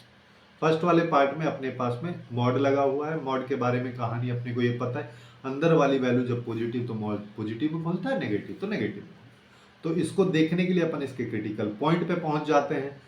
क्रिटिकल पॉइंट मतलब इक्वल टू 0 वाला, तो 4x is equal to pi by 12, इसका मतलब x is equal to pi by 48। ये वाली वैल्यू 0 से पाई बाई 4 की रेंज के अंदर है। तो अपन जब x की वैल्यू, यहाँ पे ऐसा बोल सकते हैं कि जब x की वैल्यू 0 से पाई बाई 48 में रहेगी, ठीक है, या फिर ऐसे समझ लो कि x की वैल्यू पाई बाई 48 आ रही, इससे बड़े में ये पॉजिटिव नेगेटिव, ठीक है, तो हम क्या बोल सकते हैं, जब x की वैल्यू, सिंस ये 0 से चल रहा है, लिमिट की यहाँ पे बात करोगे इंटीग्रेशन में 0 से चल रहा है, तो जब ऐसा रहेगा तो वैल्यू मॉड वाला जो फंक्शन है वो माइनस साइन के साथ खुलेगा, और जब पाई बाई 48 से मैक्सिमम पाई बाई 4 तक जा रहा है तो अपन यहाँ पे प्लस में खोलेंगे। तो अब 24 को भी मैं अभी छोड़ दे रहा हूँ, तो यहाँ पे अपन क्या करेंगे, 0 से ये जाएगा पाई बाई 48 तक, फिर ये खुलेगा minus sine of 4x minus pi by 12 dx इसके साथ, फिर इसके बाद पाई बाई 48 से पाई बाई 4 तक ये खुलेगा प्लस में, ये अब बस इसको सिंप्लीफाई करना है। तो cos x का साइन x का इंटीग्रेशन करोगे तो माइनस cos x होता है, तो माइनस साइन x का इंटीग्रेशन करोगे तो प्लस cos x आ जाएगा, ये आ जाएगा cos of 4x minus pi by 12। लेकिन यहाँ पे x को देखोगे तो 4x लिखा है, तो बाई 4 भी अपने को करना पड़ेगा, या फिर अगर ऐसे समझ में नहीं आ रहा है तो यहाँ पे एक बार 4x माइनस पाई बाई 12 को t ले लो, जिससे क्या होगा 4 dx is equal to dt आएगा, तो dx is equal to 1/4 dt, ये 1/4 यहाँ से ले लो, ठीक है, चाहो तो ऐसे कर लो, बट मैं डायरेक्ट कर दे रहा हूँ क्योंकि इतना कॉम्प्लिकेटेड है नहीं। तो ये आ जाएगा, जिसमें अपने पास में यहाँ पे 0 से पाई बाई 48 तक लिमिट लगा देंगे, फिर उसके बाद प्लस साइन आएगा, फिर यहाँ पे बात करोगे तो यहाँ पे आएगा माइनस, क्योंकि पहले भी माइनस ही आता, लेकिन वहां पे ऑलरेडी माइनस था तो उसकी वजह से प्लस हो गया। इस माइनस को मैं यहाँ पे ले आता हूँ, इसको प्लस में कर देता हूँ, और यहाँ पे आ जाएगा 4x माइनस पाई बाई 12, और यहाँ पे 4, यहाँ पे पाई बाई 48, और यहाँ पे पाई बाई 4। अब आ जाओ, अब इसको खोल लो, इसको खोलेंगे तो 1/4 मेरे पास में बाहर, सबसे पहले पाई बाई 48 मैंने डाला, तो 4 की बात करो तो पाई बाई 12 हो जाएगा, पाई बाई 12 मतलब cos of pi by 12 minus pi by 12, ये अपने पास में आएगा, फिर माइनस cos, फिर यहाँ पे बात करो तो 0 जाएगा तो ये माइनस पाई बाई 12 आएगा, ठीक है, ये अपने पास में होगा। ये पहले वाले की वैल्यू है, दूसरे वाले की वैल्यू निकालने के लिए माइनस 1/4 बाहर ले लो, फिर यहाँ पे आ जाओ, पाई बाई 4 अगर मैं डालूंगा तो यहाँ पे क्या आएगा, यहाँ पे आएगा cos of pi minus pi by 12, फिर यहाँ पे बात करोगे तो यहाँ पे माइनस आता है, फिर यहाँ पे क्या आएगा cos ऑफ, यहाँ पे अपन इसको क्या कर सकते हैं, ये आ जाएगा 4x, तो पाई बाई 48 अगर अपन डालेंगे तो ऐसा वाला ही फॉर्मेट बनेगा, यानी कि pi by 12 minus pi by 12 हमारे पास में बन। अब देखो, अब अगर मान लो अपन इसको सिंप्लीफाई करना चाहते हैं तो हमारे पास में क्या आएगा, 1/4 आएगा, ये बन गया 0, तो cos 0 की वैल्यू 1, यहाँ पे आ जाएगा cos of minus theta, cos theta के बराबर होता है, तो ये आ जाएगा cos पाई बाई 12, फिर यहाँ पे माइनस 1/4 आएगा, फिर सेम चीज यहाँ पे बात करोगे तो ये क्या आएगा, cos pi minus theta minus cos theta के बराबर होता है, तो माइनस cos पाई बाई 12 अपने पास में आ जाएगा, और यहाँ पे बात करोगे तो ये अपने पास में 0 हो जाएगा, cos 0 की वैल्यू 1, तो ये माइनस 1 हमारे पास। अब इसको सिंप्लीफाई करने के लिए मैं 1/4 को कॉमन ले लेता हूँ, तो पहले वाले ब्रैकेट में जो लिखा है उसको एज इट इज लिख दो, पाई बाई 12, दूसरे वाले ब्रैकेट में जो लिखा है उसको माइनस से मल्टीप्लाई कर दो, तो यहाँ पे अपने पास cos पाई बाई 12 प्लस 1 आ जाए। अब देखो, इससे गया ये, तो यहाँ पे 1/4 और यहाँ पे 2 इंटू में 2, 1 प्लस 1 करेंगे तो ये आ जाएगा 1/2। पहले वाले की वैल्यू इतने की 1/2 मेरे पास में आ रही। दूसरे वाले पे आ जाओ, दूसरे वाले की अगर हम बात करेंगे तो देखो इसमें क्या आ जाएगा हमारे पास में, इसके लिए हाँ ये यहाँ पे सिंस ग्रेटेस्ट इंटीजर फंक्शन का यूज इसने कर रखा है। ग्रेटेस्ट इंटीजर फंक्शन की सबसे इंटरेस्टिंग कहानी ये है कि ये देख लो कि उसके अंदर वाली वैल्यू कब इंटीजर बन रही है। तो 2 sin x कब इंटीजर बन सकती है 0 से पाई बाई 4 में, जब sin x की वैल्यू 1/2 आ जाए, जिससे कि 2 से 2 कैंसिल हो जाएगा। तो sin x की वैल्यू 1/2 कब आती है, वो आती है 30 डिग्री पे। तो अपन इसको दो तरीके से तोड़ते हैं, यानी कि अब हम सेकेंड पार्ट की अगर हम बात करें उसको अलग कलर से कर लेते हैं कि सेकेंड पार्ट की अगर हम बात करें तो उसके लिए हमारे पास में 0 से π/4 वाला 2 sin x dx का जो ग्रेटेस्ट इंटीजर फंक्शन है, इसको दो पार्ट में तोड़ दो, 0 से π/6 तक। जब 0 से π/6 में हम जा रहे हैं तो sin x की वैल्यू 0 से 1/2 की तरफ जा रही है, ठीक है। जब एग्जैक्टली π/6 रहेगा तो एग्जैक्टली 1 आएगी, अदरवाइज उससे छोटी रहेगी इस रेंज में, जिसका मतलब इसके ग्रेटेस्ट इंटीजर फंक्शन की वैल्यू तो हमेशा 0 रहेगी, ठीक है। जब इसकी बात करोगे तो ये 0 रहेगी, तो यानी कि यहां पे आ जाएगा 0 और फिर उसके साथ dx। फिर यहां पे आ जाओ, π/6 से हम जा रहे हैं π/4। जब हम ऐसा बात कर रहे हैं, यहाँ पे जो 1/2 लिखा है एक्चुअली मैं sin x की बात कर रहा हूं, लेकिन सिंस यहाँ पे फंक्शन 2 sin x है तो इसको 1 ले, कि जब π/6 से हम जा रहे हैं तो 1 से स्टार्ट हो रहा है, फिर जैसे जैसे वैल्यू बढ़ेगी तो ये अपने को π/2 पे 2 देता, लेकिन ये π/4 है तो इस पे आता 2/√2, जिसका मतलब √2, जिसका मतलब 1.41414 तक जाएगी। अब ये अगर जा रही है तो इसके ग्रेटेस्ट इंटीजर फंक्शन की वैल्यू क्या आएगी, 1 आएगी, तो यहाँ पे 1 ले लो। तो ये इसका तो कोई मतलब ही नहीं हुआ, ये तो 0 ही हो गया ऑलरेडी। चाहो तो इसको ऑल कर, ये तो 0 हो जाएगा, 0 का इंटीग्रेशन करने का कोई मतलब ही नहीं है। यहाँ पे x का करो, 1 का अगर इंटीग्रेशन किया तो x आया, x पे लिमिट लगा दो। इसको नेक्स्ट पेज में कर लेते हैं कि बाकी बचे हुए पोर्शन का अगर मैं करता हूँ तो उसका x आता है, जिस पे π/6 से π/4 लिमिट लगाते हैं तो π/4 माइनस π/6 बचता है, एलसीएम 24 ले लो तो 6π माइनस 2π आ जाएगा, जिस 6π माइनस 4π जो बचेगा 2π/12, 2π/24। दिमाग में पहले ही काट दे रहा हूँ, तो यहाँ पे ये बचेगा 12, तो यहाँ पे हमारे पास में आएगा π/12। अब अभी आंसर नहीं आया, अब हम आते हैं इसकी वैल्यूज पे। इस इंटीग्रेशन के पहले सबसे पहले 24 है, उसके बाद पहले वाले की वैल्यू जब मैंने निकाला था तो वो कितना निकल के आया था, वो आया था 1/2, तो ये आ गया 1/2। फिर दूसरे वाले की जब मैंने वैल्यू निकाली तो वो आई π/12। अब मल्टीप्लाई कर दो तो 24 इंटू 1/2 प्लस π/12 इंटू 24, तो ये आ गया 12, ये आ गया 2π। अब कर दो कंपेयर, सीधा सीधा दिख रहा है कि भाई अल्फा की वैल्यू हमारे पास में आ गई 12, और यही इस क्वेश्चन का करेक्ट आंसर हो। तो कुछ इस तरीके से अपन ने डेफिनिट इंटीग्रेशन के सभी क्वेश्चंस जो कि जेईई मेंस 2025 के जनवरी सेशन में पूछे गए सबको अपन ने डिस्कस किया। इसी तरीके से अपन ने बाकी जिन चैप्टर्स को कवर किया उसका प्लेलिस्ट आपको लेफ्ट साइड में दिख रहा होगा, वहां से जाके बाकी चैप्टर्स को भी चेकआउट कर सकते हैं। सो आज के लिए बस इतना ही। Hopefully you guys find it useful, and if you find it useful then please do like, share and subscribe.